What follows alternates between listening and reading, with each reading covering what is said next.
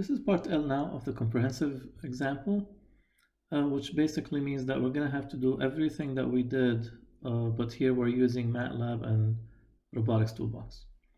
So I created this program here. I'm going to show you this program piece by piece. First command here, I'm clearing everything in the workspace and on the screen. And here for part A of the example, I'm just printing out on the screen that this is part A frame assignments. And we, of course, we assigned the frames already, and we can, do something about it here. So I'm going to move on to part B, DH parameters table. Again, this is just printing on the screen that we're defining the DH parameters table. First thing I did here, I defined the symbolics. So I have T1 for theta 1, and T2 for theta 2, and D3 for the third prismatic joint variable. And I defined these as real variables, so they wouldn't have any imaginary parts on these calculations. Now here I defined my constant, which is the length L of the link, which is a 3-unit length. And then here I defined the DH parameters. I put the first row, second row, and third row as shown here. Okay. Now here I'm again printing I'm putting here the robot as RRP, robotic arm, and can be defined as follows. So the first thing here, I'm defining the links. So first link here, I'm looking at the link from the DH parameters first row. It's a revolute joint, and I define the D as 0 and A as 0 and alpha as 0. And modified here means that we are taking the Craig's convention of defining the frames. Done with link 1, now I go on to link 2, and again it's revolute joint, and I define D to be LL, which is defined as 3 here, and I have alpha and A as 0, and alpha here is negative pi over 2. Okay, and then the third link is prismatic joint in that link. So here I define theta. Since it's prismatic joint, I don't need to define D, it's a variable. So I define theta to be 0, and A to be 0, and alpha to be negative pi over 2, which are taken again from the third row of the DH parameters. Okay, and then I will be defining my robot here by using this serial link command. So I called my robot my example, and this command here, the input is L, which is the link parameters. And then I inputted here one extra term, which includes the name of my robot. So this is here a description that will be shown in the simulation later on. Okay, and that ends part B of this particular programming. So I'm going to run this particular code up to part B. I put here a break. So I'm going to run this just one section. So if I move this up here, I can see what happened in the workspace. Again, I just printed here link frame A assignment is done in class. And then B here is defining the DH parameters table. This is the DH parameters table that I already inputted up there. And here I define my robot, which I called my example. And once I define the robot, it spits out the DH parameters as we see it right here. Theta, D, A, and alpha. Okay, so that's the output of what we have done so far. Now I move on to part C. Again, I'm just printing here on the workspace that this is part C, defining the transformation matrices, or in other words, we call this forward kinematics. So here I'm defining T of 1 relative to 0, or I call it T01, and it's defined by rotation about X, and that rotation about X is part of the DH parameters that would be representing alpha, and this is multiplied by a translation in X, and that will be represented in the DH parameters as translation along X by the amount of A, and then this is multiplied by rotation about Z, and that rotation basically is theta defined in DH parameters, and then translation along z-axis by the amount of d, which is also represented in the dh parameters. Okay, so if you multiply all these together, each one of these is a 4 by 4. Okay, 4 by 4 rotation, 4 by 4 translation, and 4 by 4 rotation, and 4 by 4 translation. Okay, and that would define my T01. So all these are the first row on the DH parameters. Now I define T12, which is frame 2 relative to frame 1. Again, I do the same commands, but now I use the second row on the DH parameters. And then defining T23, again, I use the third row on the DH parameters using the same commands here. Okay, now to find T03, I can do it one of two ways. I can either multiply the 3 transformations that I just found earlier together, and that would give me T03. Or I can run the forward kinematics, this command fkind, and fkind takes the argument here that I'm going to specify. So this is the name of my robot, which already is defined earlier. And here, what I'm doing is I'm putting the variables that I have, which is T1 and T2 and D3. So what's going to happen here is going to give me T03 in terms of these 3 variables. Okay, if I have these as numbers, I have theta1 and theta2 and D3 as numbers, I can put these numbers and it will give me T03 as a matrix in numbers instead of variables. Okay, so I'm going to run this command up to this point C, and see what happens in the workspace. Okay, let's see what happened here. So this is C defining the transformation matrices for kinematics. Again, we got T01 defined, T12 defined, and T23 defined. And then to define T03, we can multiply the 3 transformations together to obtain this. Or we can just use fkind as we saw to get the transformation T03 again.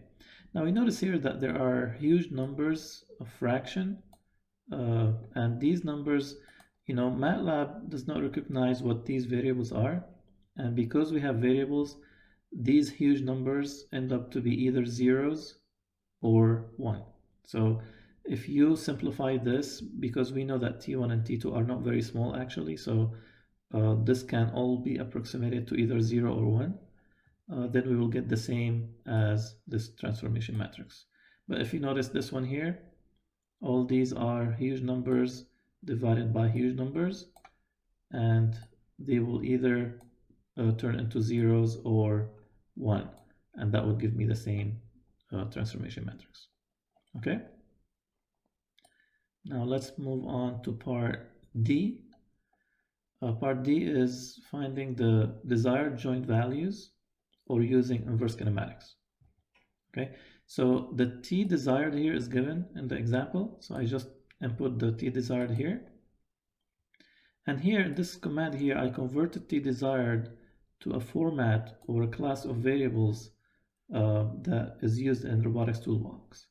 So this class of variables is called SE3, and basically it treats this as a 3-dimensional matrix in the 3D space.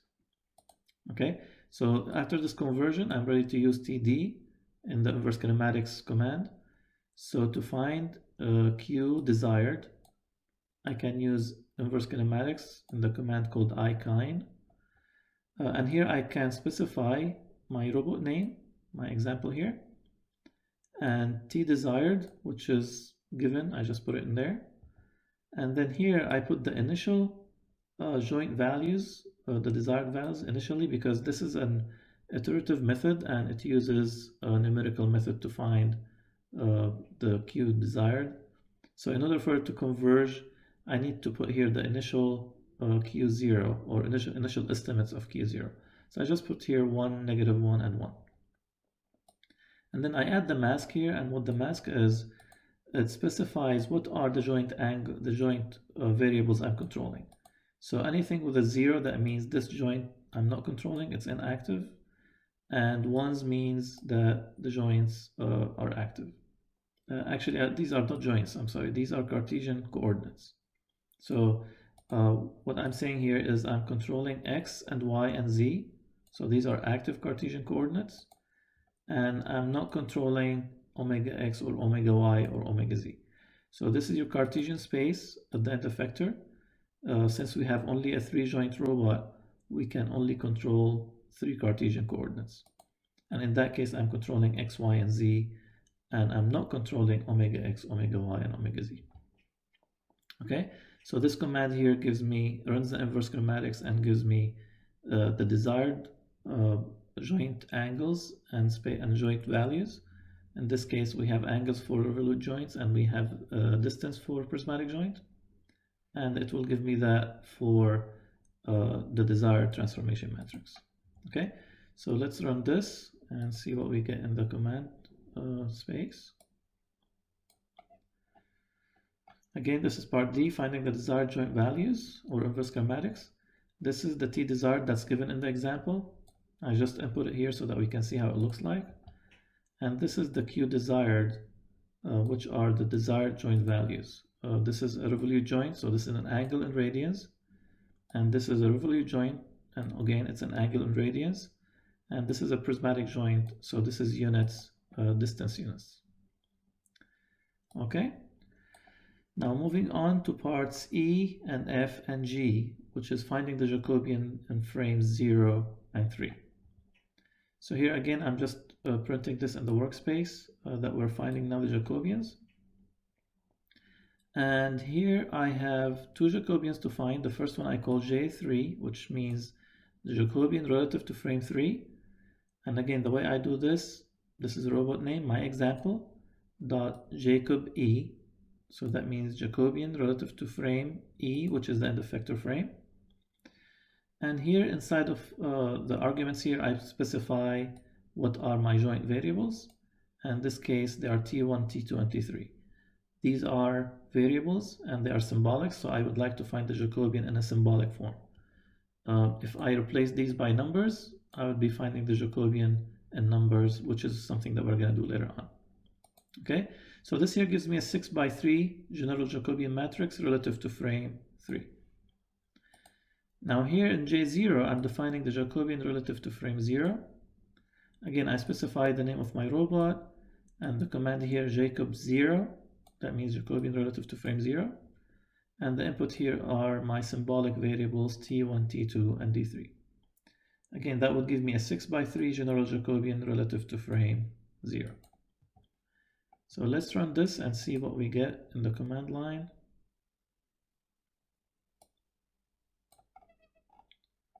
Again, this is parts E, F, and G, finding the Jacobian of frames 0 and 3. So J3 is a 6x3, and this is it here.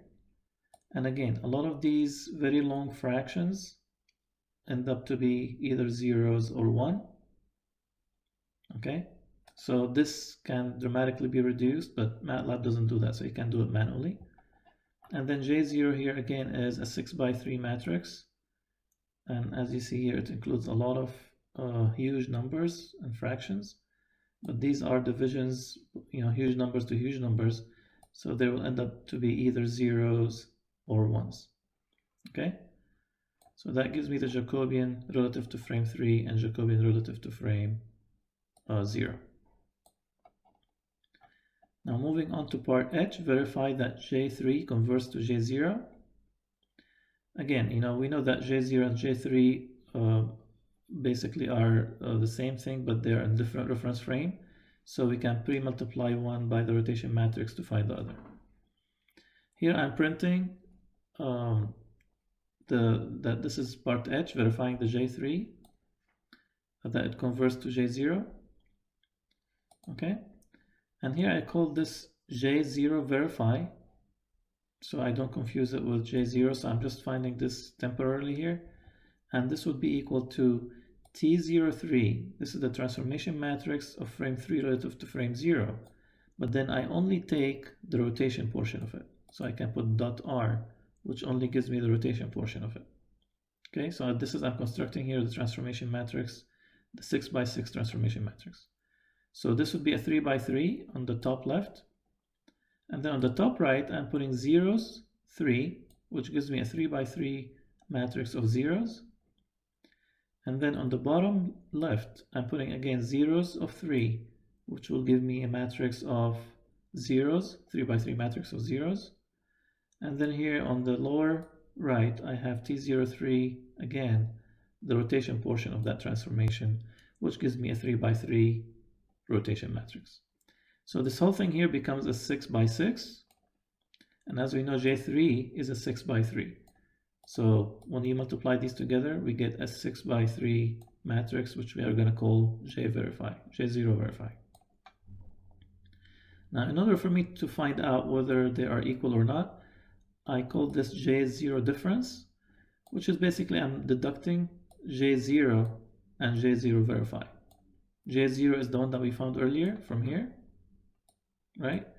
And then J0 verify is the one that we just converted J3 to find J0.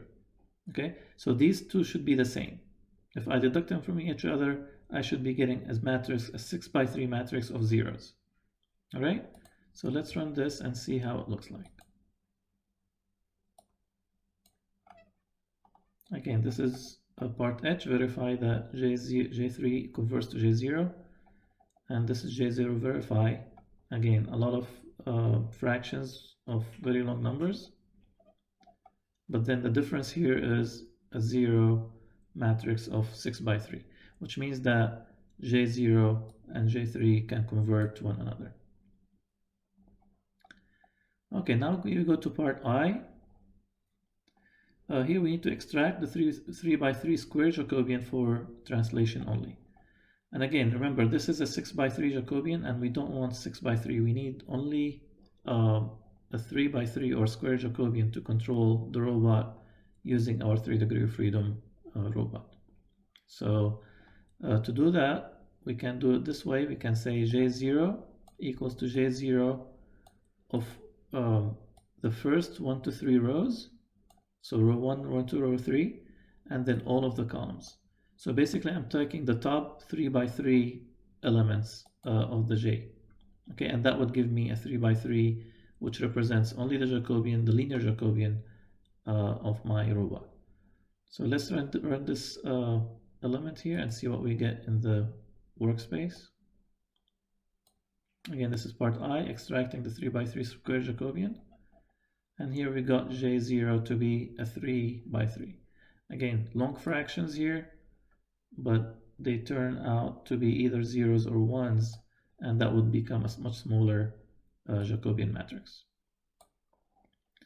Now going on to part J, verify that J0 is invertible at Qi, or initial Q, and then find initial transformation matrix.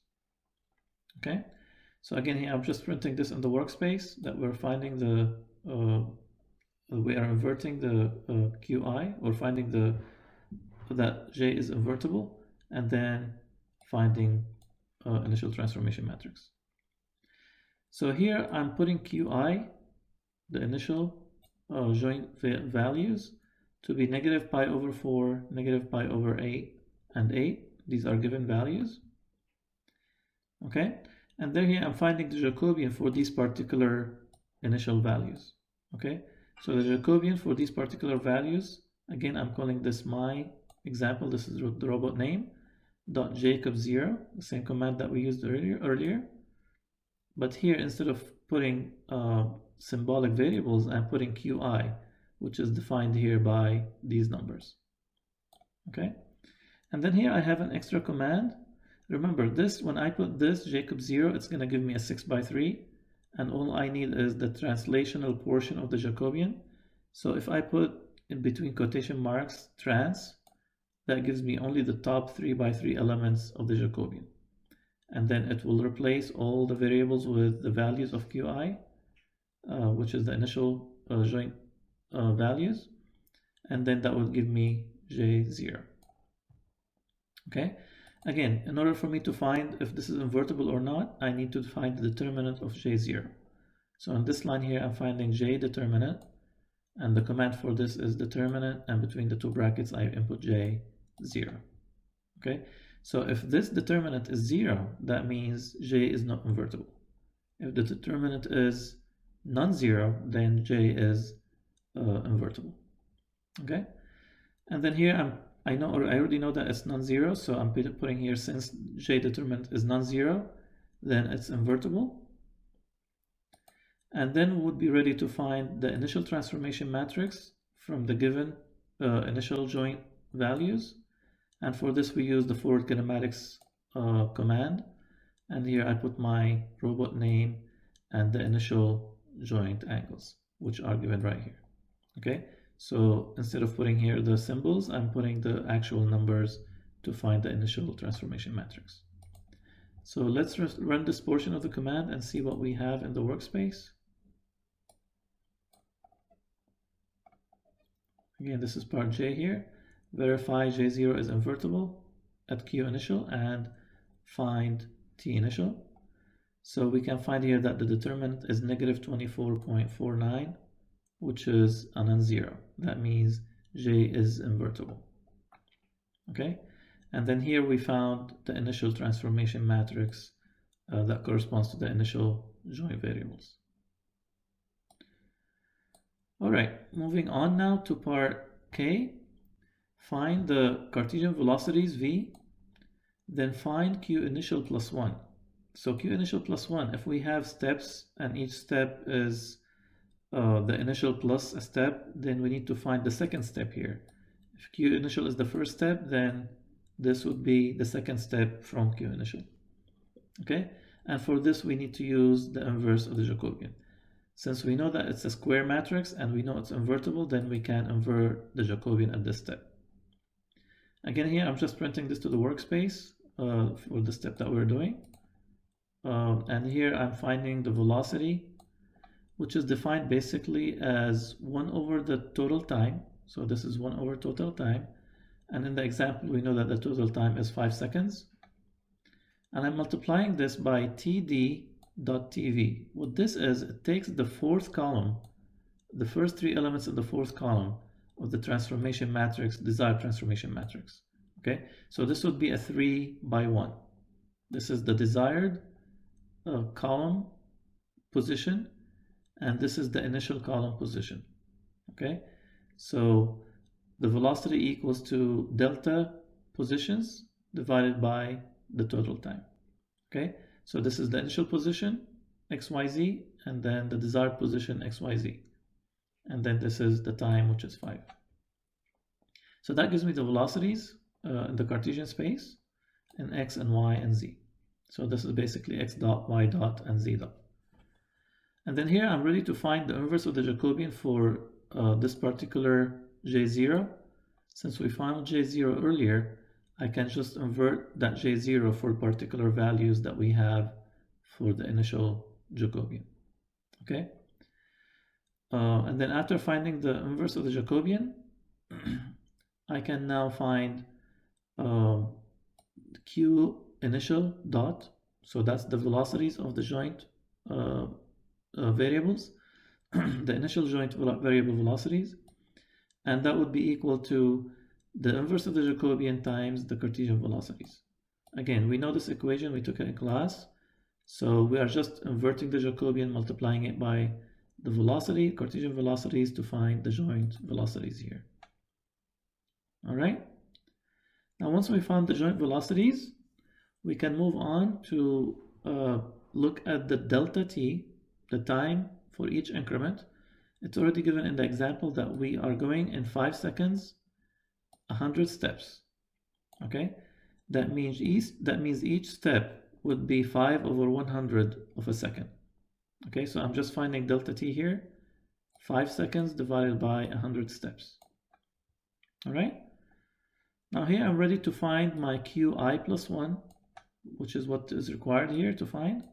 Qi plus 1 equals to the initial Qi plus Qi dot, which we just found here, times delta t. Okay, so if I multiply Q dot times delta t, I get that specific increment of joint motion that's added to the initial joint angles and distances. So that would give me the new values for Q initial plus 1. All right, let's run this code and see what we get out of this in the workspace. So this is part K, finding V, then finding Qi plus 1 using J inverse. So this is the Cartesian velocities. That's x dot here, y dot here, and z dot here. And then this is Qi plus 1, which means the joint angles and distances at step I plus 1. So this is an angle for theta 1, and this is an angle for theta 2, and this is a distance for d3. Okay, so these are the angles and distance for the joints at step I plus 1. Again, if we put this in an iteration, then we can find these values for each one of the steps. We have 100 steps for this example, so we can find it for all of these steps. Now moving on to part L, verify the answers using Robotics toolbox. And that's exactly what we're doing here. So all what I did here is just, wrote this down into the workspace. And then afterwards we have the simulation. So simulate the robot using iKine. And for this, I'm just going to go on to a different slide. I'm going to stop this video right at this point.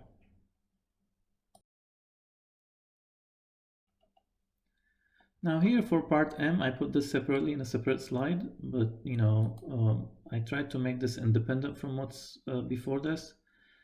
So part M here is for the simulation using iKine, and I made this portion of the program independent from anything previously done there. So here, the first thing I'm going to clear everything in the workspace and clear also the screen that we saw right here. All of these will be cleared at the very beginning of this. Okay, so we're going to start fresh here. First thing I'm going to print that this is part M, simulation. Again, I'm defining the length of the link, L, and then I'm defining link 1 as we did earlier, defining link 2 as we did earlier, and defining link 3 as we did earlier. Then here I'm defining my robot, and I name it again my example. That's exactly what we did earlier as well. And here I'm defining Q initial, which I already have from the previous steps. I'm defining Q desired. Again, we have this from the previous step as well. Now I'm defining here T initial, that's the initial transformation matrix, and I'm using forward kinematics Fkine, and then using my robot name and Q initial that I just defined here.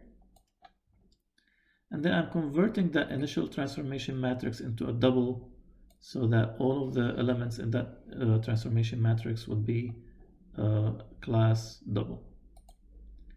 I'm doing the same thing for T desired. I'm using Fkine for kinematics, the name of my robot, and then I'm inputting here Q desired, which I defined already up here. And again, I'm converting T desired into a double for all the elements inside the transformation matrix. Now in this step, I'm creating a time vector. So basically this here is a time that starts from 0 into 5 seconds, because we need to do a simulation in 5 seconds. And the steps here is 0.05. And basically this is 5 seconds divided by 100 steps. So each particular delta t is 0.05 seconds. So this here creates a time vector that includes all the time from 0 to 5 for all 100 steps. Okay, so this will be 100 by 1 vector right here. Now here TT is a trajectory, Cartesian trajectory, and again I'm using Robotics toolbox command here. ctraj is a command that creates a Cartesian trajectory, and the input for this is the initial transformation, the desired transformation, and the number of steps. Again, the number of steps is given as 100 steps, and that would create a trajectory of Cartesian transformation matrices that are lined up together. So basically, this will have 4 times 100, so that will be 400 by 4. this one right here. Okay, so that would be a trajectory of Cartesian transformation matrices. And then here I'm creating trajectory for Q. So for the joint trajectories, again, I'm using inverse kinematics. So I'm taking this and using inverse kinematics so that I can find the trajectory at the joint level. And for icon, I'm using, again, the name of my robot. And the input is the trajectory of transforms right here. And then I'm putting here Q initial as my initial guess or initial estimate of what Q trajectory is. And then here I'm putting the mask, which means that I'm controlling only X and Y and Z in the Cartesian space. And I'm not in control of omega X, omega Y, and omega Z in the Cartesian space. Okay, so this here will create a 100 by 3 matrix. Each row of that matrix are the 3 elements of the joint values, and then it goes on for the initial to the final Q in my robot. Okay, now here I'm going to start the drawing. So this will set some properties on where to place the window that will show the simulation. So I'm setting here the position to be at these pixels. Okay, so that the drawing will come at this area. And then here I'm putting the initial plot, which basically is plotting the XYZ initial and XYZ desired, and as well as the trajectory that we are going to have throughout the whole motion. So this command here, I'm just going to scroll down. This command here is just drawing 3 axes for initial frame, and that would be in red and green and blue for X, Y, and Z. This is green and this is blue. So that would be my initial frame. Okay, and then I'm drawing my final destination frame. Again, red is for X and green is for Y and blue is for Z. And then here I'm just drawing the trajectory that will go from the initial to the final value in the Cartesian space. And this will be black, so the color will be black. And I'm setting the line width to be 1. Okay, so that would initiate the plot and draw these things. And then here I'm plotting the simulation now. So this is a plot command, and I'm defining here my my robot that I'm going to be using for the plot and simulation, which I'm calling here my example. And here I'm putting the trajectory of my joint angles and positions. So again, this here, remember, this includes the whole trajectory of Q.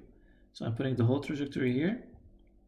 And then here I'm defining my workspace for the plot so that the robot would not change the scale. And I'm just putting from -5 to 5 in the X direction, -5 to 5 in the Y direction, -8 to 5 in the Z direction, so that my plot area for simulation will be fixed and doesn't change as the simulation goes on. Okay, and that will show the simulation from there. And then here I'm just printing that this is the end of the comprehensive example. So let's run this and see what we get from here.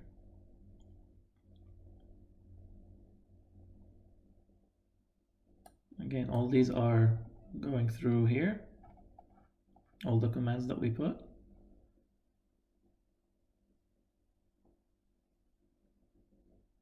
Oh, we didn't run yet. Okay, now we're running. So simulation using the icon, and there's my simulation.